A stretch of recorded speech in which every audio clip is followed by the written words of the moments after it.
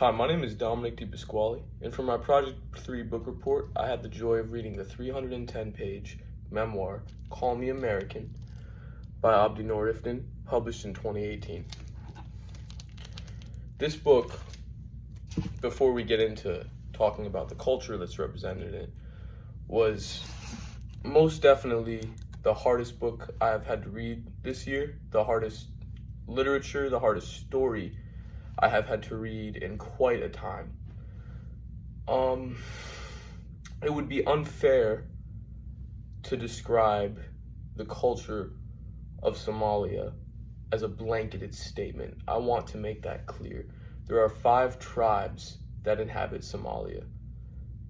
Abdi Nor Iftin happened to be in the Wahalayan tribe, which was a tribe that predominantly focused on goat and camel herding, as well as getting the milk from those animals and trading them in markets along with natural herbs.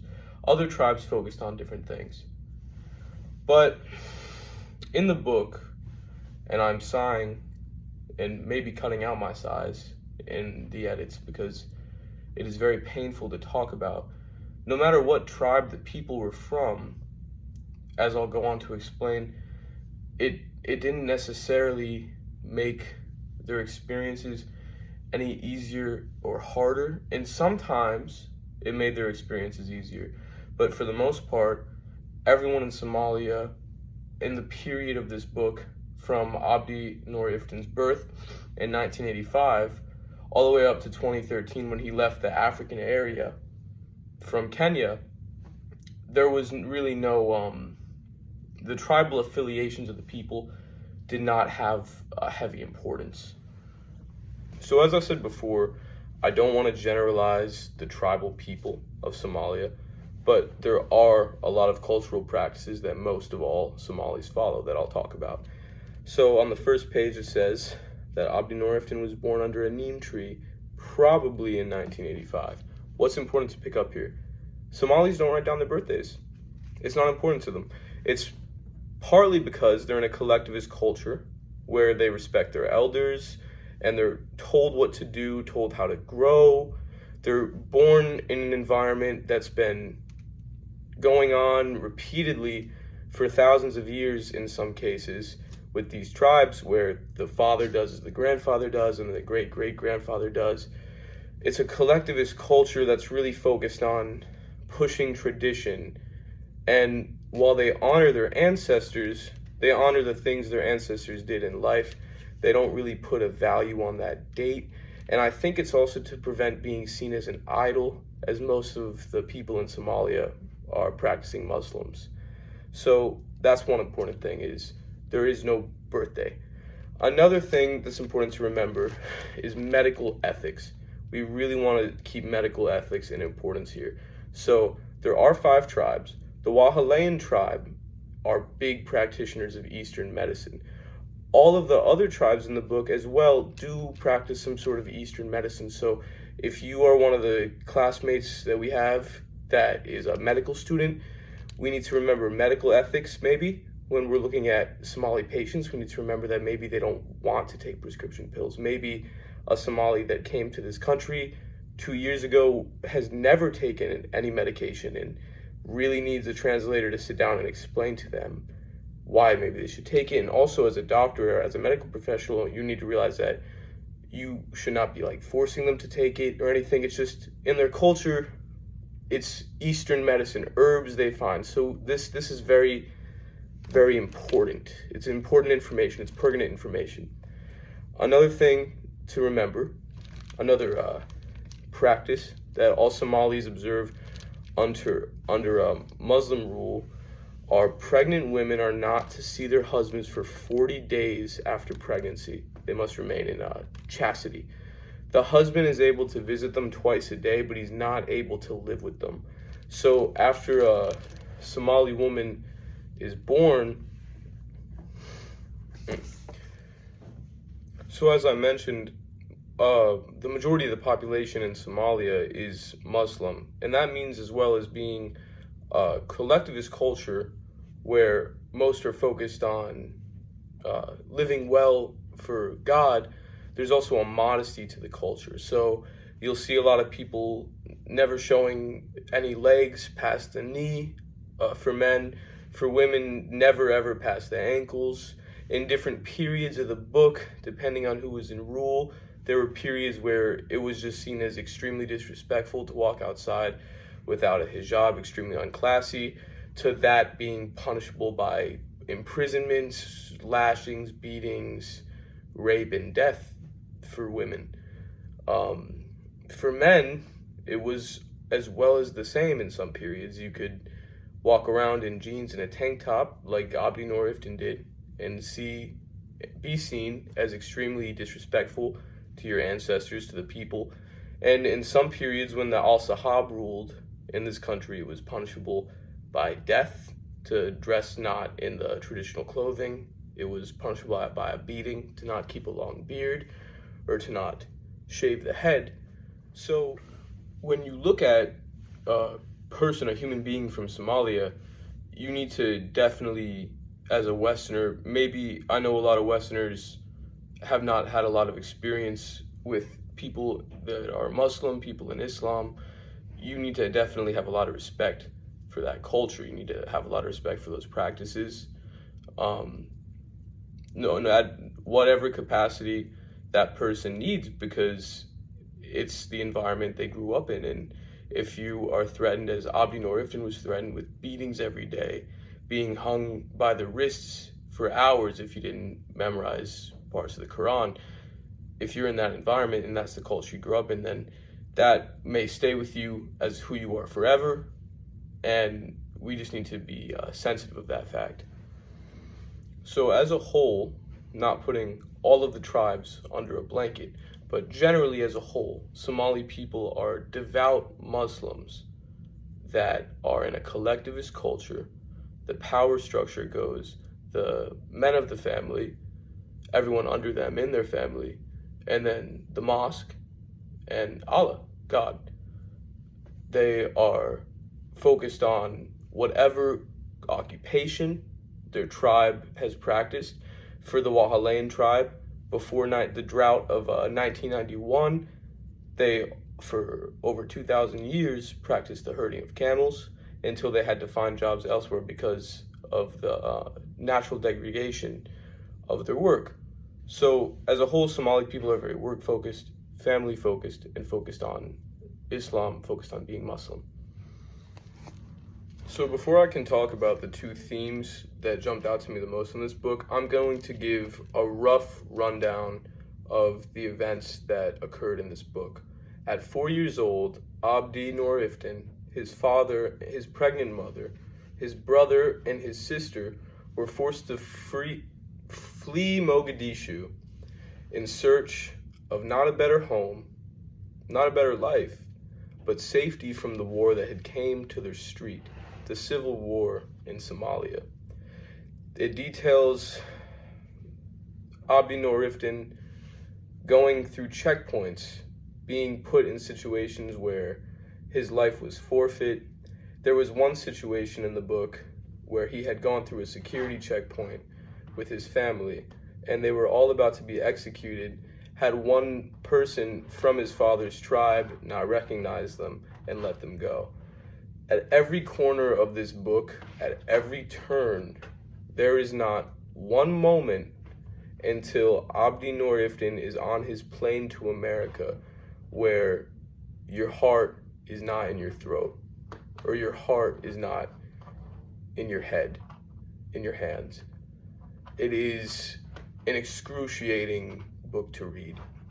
It encompasses stories of his mother being too weak to bear a child, but having the child anyway, and there being no food for the child.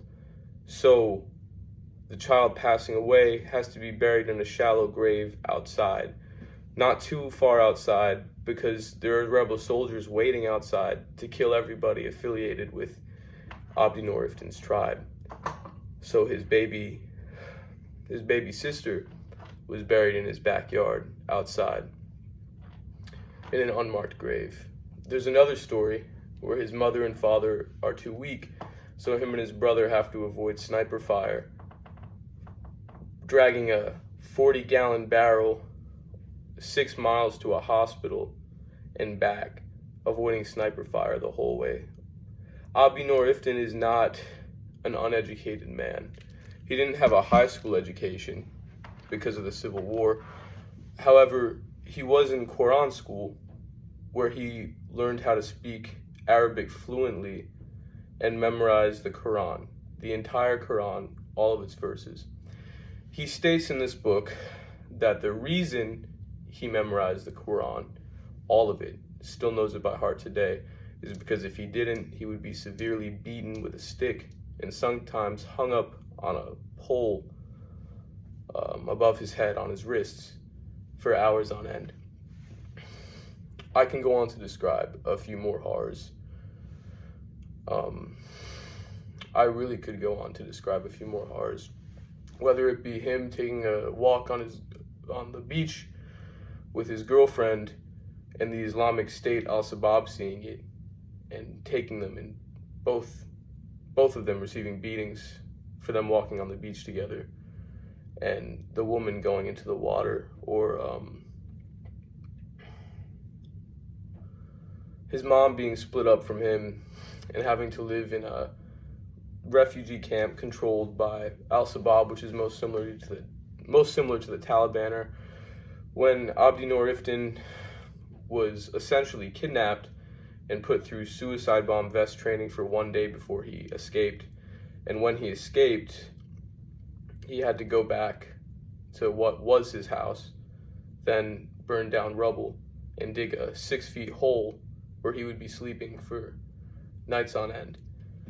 Abdi Nor Iftin was not a product of his environment, but he showed us in the book that many people around him, many of his childhood friends, were products of their environment because the only education they had was Quran school, and because the only thing they had in their childhood was violence and pain from the Civil War. When radical jihad reached Somalia under the Al-Shabaab, and these children only knew war and the Quran, they had really truly felt that their only choice was to go and fight for Al-Shabaab, or what we could classify as ISIS, or a beneficiary of ISIS. And it's a very sad thing to see. You could see in the book, there's a scene where a child he used to play soccer with comes to his house looking for Sin, because he know Abdi American, his nickname being Abdi American, speaks English and used to collect posters. They take his boombox and destroy it so he can't listen to music, and they tell him that if they see him playing soccer, they'll shoot him. He gets a haircut coming off of a bus at one point, even for having his hair being too long. But Abdi was different. Abdi was able to see different cultures. He was able to connect with a different culture, connect with their ideas, and he prevented himself from becoming a product of his environment, even though all he saw during his life was violence. Even though he could name all the guns going off, he knew all the bullets by the look and the sound, and all he would see is dead people. Growing up, he would sleep next to dead people, and he did not have... Abdi Nor Iftin was robbed of his childhood. He never really had a childhood. He had a survival. He had what he described as a living hell. So there are a lot of people in this book that become products of their environment. Most of the kids around him become products of their environment, but Abdi manages to see the independence in himself. He manages to see that things are not necessarily what he would consider right, and he makes a decision to not become a product of his environment, but share the stories of the horrors of war through a Western reporter he just happened to meet. And slowly he began to change his life using those stories to spread awareness. So not becoming a product of your environment is something that he does very well. Another thing I think that the book encapsulates, of course, is the culture clash I previously mentioned. When he finally does get to America in the book, he doesn't necessarily have trouble assimilating with the culture. He wants to assimilate with the culture. However, when he is associating with his other Somali friends that live in America, he finds that they don't want him to absorb the culture. They want him to remain with his tribe. They want him to remain with the practices of said tribe. He wants to remain with the practices of said religion. Abdi Norifton is a devout Muslim, but the American music he listened to, the movies, the way he talked, the way he moved sometimes was declared haram, not good in Islam, not right, evil. They'd call him the devil in some scenes for, listening to rap music, watching Netflix, normal things, generally normal things.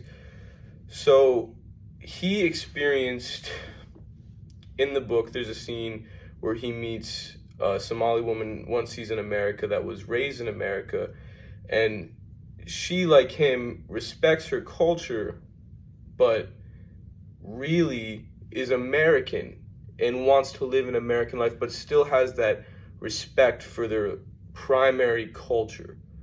So in the book, when he meets this girl's father, the father and mother, they immediately assume Mr. Iftin is there. Once him and the girl have been corresponding for a few weeks, when you date a girl, it's only respectful after you're gonna continue the relationship to go meet the parents. In my culture, in Italian American culture, and I don't know if that is how it is in other cultures, but that's what I've experienced. It's the same in that culture, except there is no dating. It's not, oh, because I've been seeing you for a while, I'm gonna go over to be disrespectful.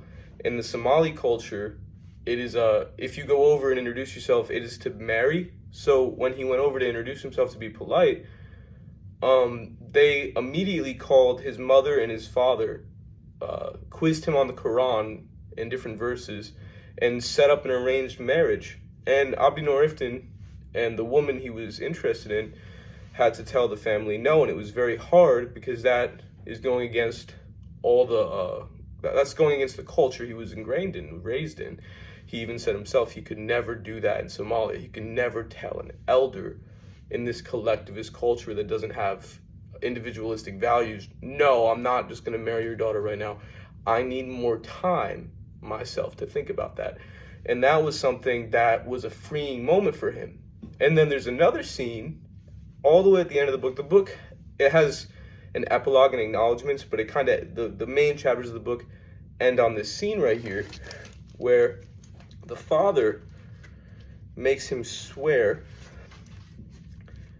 The father makes him swear that he will not have sex with his daughter until he marries. Now, it wasn't necessarily, his inner dialogue here did not necessarily have to do with wanting to have sex with this woman. What it had to do with was Abdi Norifton felt during this moment he was in a mosque with the father, and the father was talking to him before he made a trip to Mogadishu. And he felt that he had let Islam tell him what he wanted to do his entire life, whether it be in school learning about the Quran or under the rule of a radical Islamic government practicing Sharia law. So it was a moment for him where he had to really decide, is this something I'm going to agree to? Is this something I'm going to promise? And it wasn't because he wanted to have relations with the daughter that he was contemplating saying no. It was simply out of knowing he could now disrespect an elder in his culture.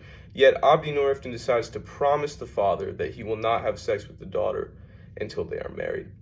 And this goes to show in the book, I think it was symbolically showing that Mr. Iftin, while knowing he has his own individual rights, respects his culture.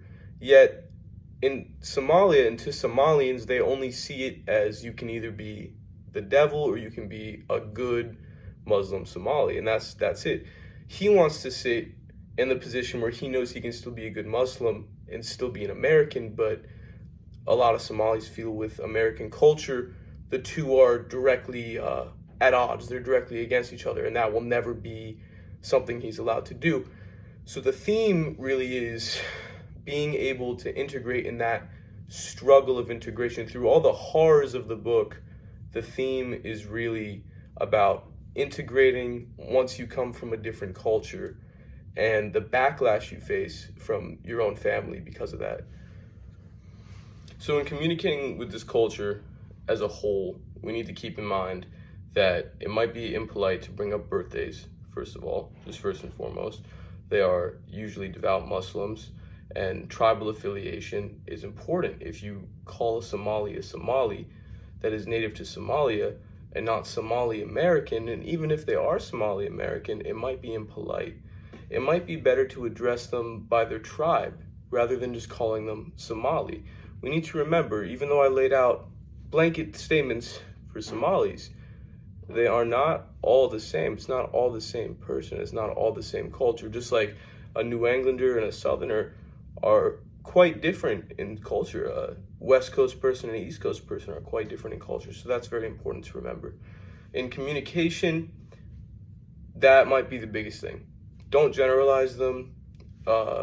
They may have gone through some very hard things depending on the age and where they were located in Somalia. So it is best to have respect, patience, and most importantly, to be open.